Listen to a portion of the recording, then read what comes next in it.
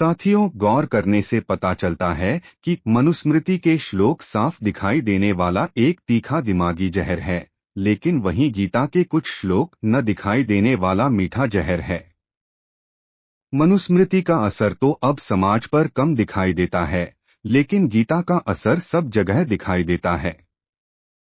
यदि ऐसा नहीं है तो क्या कारण है कि संविधान लागू होने के 70 सालों बाद भी पंडित का लड़का पंडिताई, चमार का मोची, लोहार का लोहारी, कोहार का कोहारी, धोबी का धोबियाइन और अहीर का अधिकतर दूध या खोवा बेचेगा, रोजगार और नौकरी भी दुग्ध उत्पादन में ही करेगा।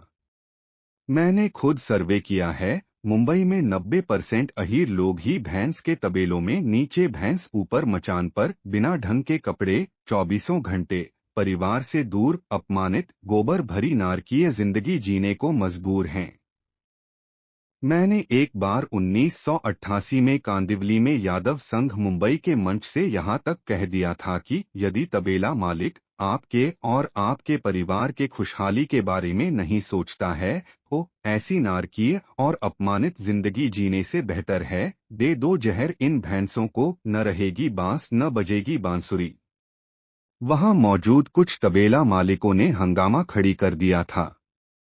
पक्ष और विपक्ष में गर्मी गर्मा के बाद मामला शांत हुआ। तबेला के हालात आज भी वैसे ही बदतर है। शूद्रों को गुमराह करने के लिए गीता का आधार थोड़ा व्यापक और भगवान श्री कृष्ण के मुख से निकला हुआ धर्म ग्रंथ बताते हैं।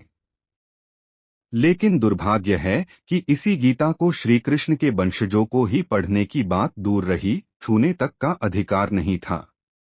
आज भी यह षड्यंत्र चालू है। संसद में यदि कोई विषय मुसलमानों के अहित की बात होगी तो उस विषय को चमचे मुसलमान से ही वक्तव्य दिलाया जाता है।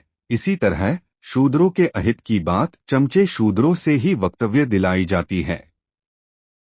शूद्र साथियों, इस मनुवादी षड्यंत्र को समझने की कोशिश करो। कल्पना कीजिए, इसी विश्व में कुछ ऐसे भी इंसान हैं जो मानवता और इंसानियत को बरकरार रखने के लिए 18वीं सदी से ही अंधे और बहरेगुगे लोगों को शिक्षा देने की छटपटाहट में एक नई तकनीक के साथ भाषा की खोज तक कर डाली।